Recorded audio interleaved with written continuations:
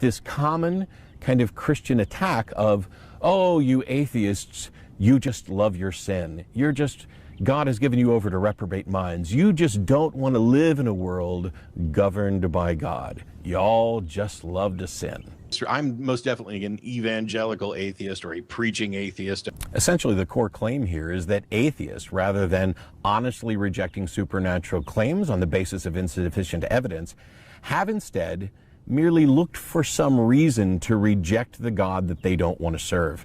We're in love with our sin. And actually, I'm probably preaching on behalf of skepticism. The problem with this entire line of argument is that it essentially calls us liars. It's essentially saying that, yes, we hear you guys talk about evidence and burden of proof, but you're not really an atheist because of that. You're really just an atheist because you love to sin and you did not want to live under the yoke of God or under the responsibility of appealing and obeying God's positions. They don't offer any evidence of this. But unlike some skeptics who would say that they don't care what people believe, they care about the methods that they use to reach those beliefs, I actually also care about what people believe. I want my pie on earth with ice cream right now. Folks, I'm telling you, get your pie, get your ice cream now. That's what I'm saying. And one of the things that atheists often get criticized for is, or I have and others have, is this claim that, well, y'all just want to sin.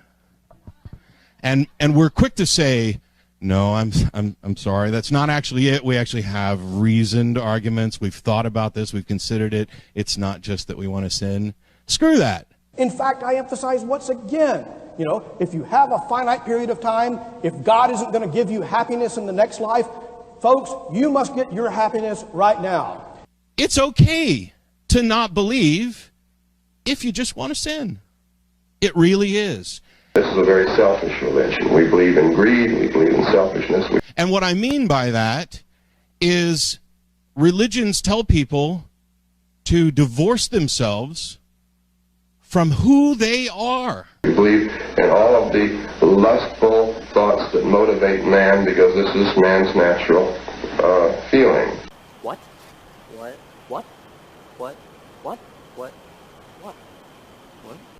Who you are as human beings. Oh, you can't be gay.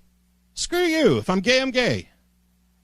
If you want to call it sinning, and you don't think that's a good enough reason for me to stop believing in your God who you think made me and now I'm this way and there's nothing I can do about it, or you want to call it a choice or whatever else, it doesn't matter. They think you're vegetables simmering in a jelly sack. Now, hopefully, we come to better arguments and better reasons and justify our positions better later on. But the number of people who actually do stop believing because they want to, quote, sin is probably pretty high. And they're all right to do it. Probably pretty high. And they're all right to do it. If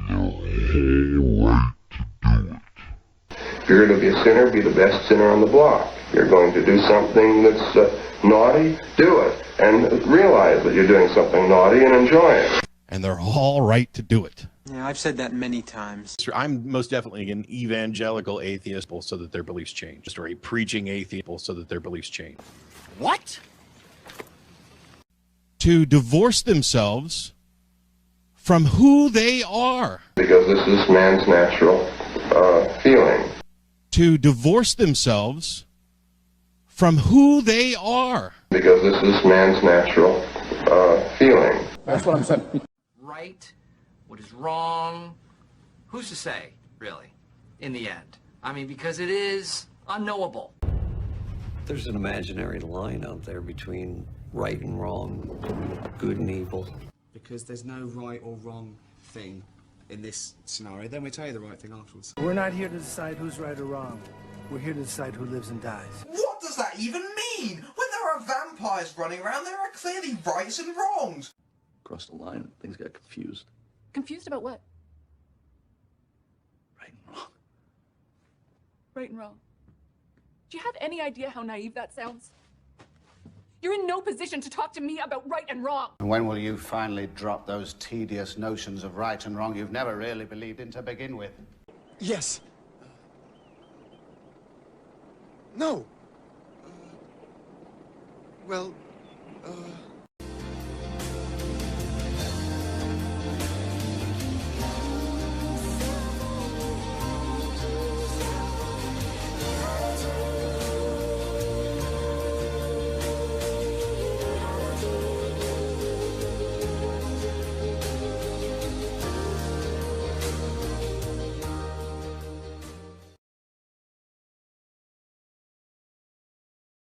I've been writing a blog about how much you suck.